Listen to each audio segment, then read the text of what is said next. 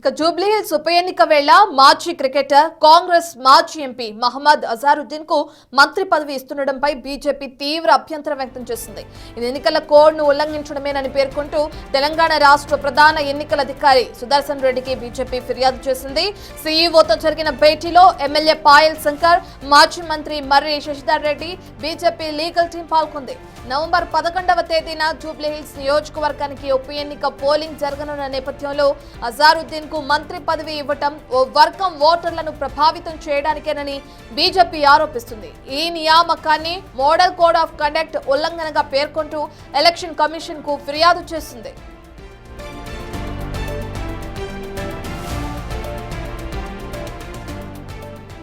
ఎన్నికల నియమావళిని ఉల్లంఘించి అజారుద్దీన్ కు మంత్రి పదవిని కట్టబెడుతున్నారని ఎమ్మెల్యే పాయల్ శంకర్, మాజీ మంత్రి మర్రి శశిధర్ రెడ్డి విమర్శించారు. జూబ్లీహిల్స్ ఎన్నికల్లో ఒక వర్గాన్ని ప్రభావితం చేసేందుకు ప్రభుత్వం ప్రయత్నం చేస్తుందని ఆరోపించారు. ఒక వర్గానికి మంత్రి పదవి ఇచ్చి రాజకీయంగా లబ్ధి పొందాలని చూస్తున్నారని మండిపడ్డారు. ఎన్నికల తర్వాత మంత్రివర్గ విస్తరణ చేసుకోవాలని డిమాండ్ చేశారు. ఎలక్షన్ కోడ్ ఉల్లంఘించిన విషయంలో సీఎంకు, సంబంధిత అధికారులకు ఈసీ నోటీసులు ఇవ్వాలని కోరారు.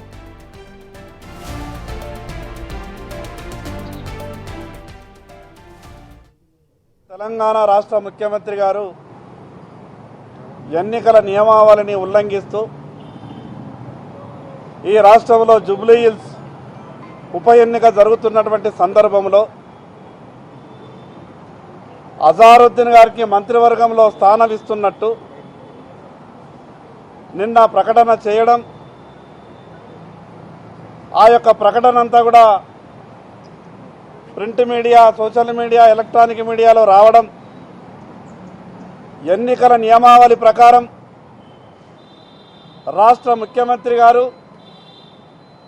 జూబ్లీహిల్స్ నియోజకవర్గంలోని ఒక వర్గం ఓటర్లను ప్రభావితం చేసే విధంగా అజారుద్దీన్ను మంత్రివర్గంలోకి తీసుకుంటున్నటువంటి విషయాన్ని, ఇది భారత ఎన్నికల నియమావళికి పూర్తిగా విరుద్ధమని భారతీయ జనతా పార్టీ ఈరోజు మాకున్నటువంటి అభ్యంతరాలన్నింటినీ కూడా సిఈసికి మేము కంప్లైంట్ ఇవ్వడం జరిగింది.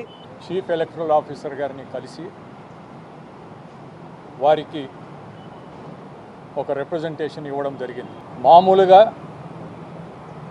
ఎన్నికల నియమావళి అమలు జరిగిన తర్వాత ఒక మంత్రివర్గ విస్తరణ చేయకూడదు అనేది లేదు.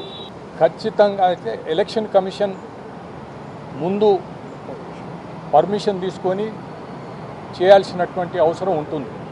ఇప్పుడు ఏదైతే పేరు బయటికి వచ్చిందో మహమ్మద్ అజరుద్దీన్, ఈయన గతంలో జూబ్లీహిల్స్లో కాంగ్రెస్ పార్టీ తరఫున పోటీ చేసినటువంటి వ్యక్తి.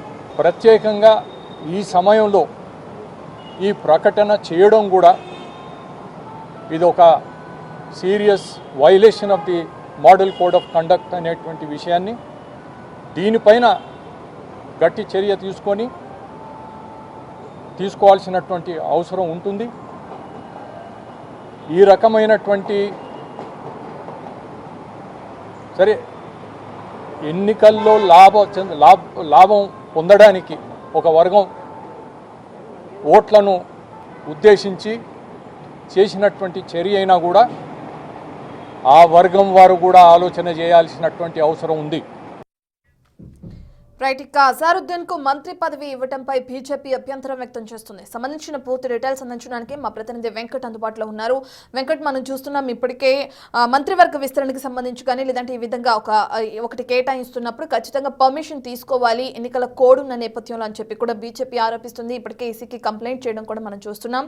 మరి ఈసీ ఎటువంటి చర్యలు తీసుకుంటుంది అనుకోవచ్చు? దీనికి సంబంధించి మరి ఆ ప్రభుత్వ అధికారులు కానీ లేదంటే నేతలు ఎవరైనా స్పందించారు?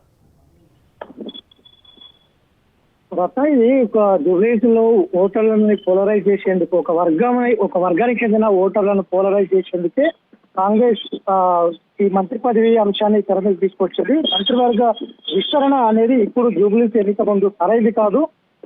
అందులో జూబ్లీహిల్స్ లో ఒక వర్గం అంతా కూడా ప్రభావితం అయ్యే అవకాశాలు ఉన్నాయంటూ కూడా బీజేపీ లీగల్ టీమ్ తో పాటు ఇటు ఫ్లోర్ లీడర్ పాయల్ శంకర్ ఎన్నికల కమిషన్ కలిశారు. ఎన్నికల కమిషన్ ఫిర్యాదు చేశారు.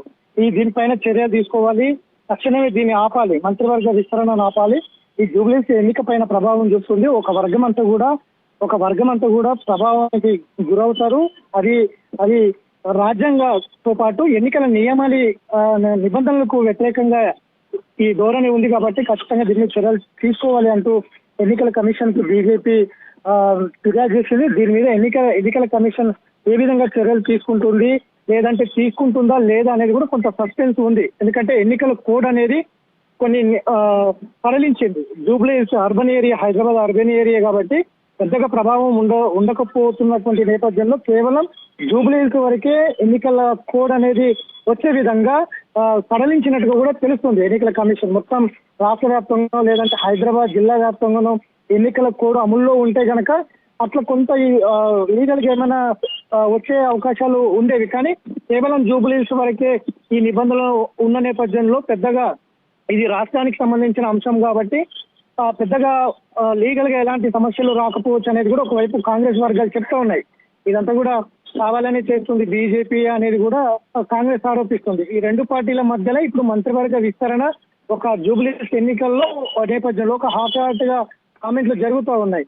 కాంగ్రెస్ మొత్తం కూడా మైనారిటీ వర్గాలకు సంబంధించిన ఓటర్లను ప్రభావితం చేస్తుంది. ఎప్పుడు లేని విధంగా ముస్లింలు ఇప్పుడు గుర్తొచ్చారా? ఇప్పుడు ఎందుకు ముస్లింలకు మైనారిటీ వర్గాలకు తాయిలాలు ఇచ్చేందుకు ఎందుకు ప్రభుత్వం ప్రయత్నం చేస్తుంది ఎన్నిక ముందు?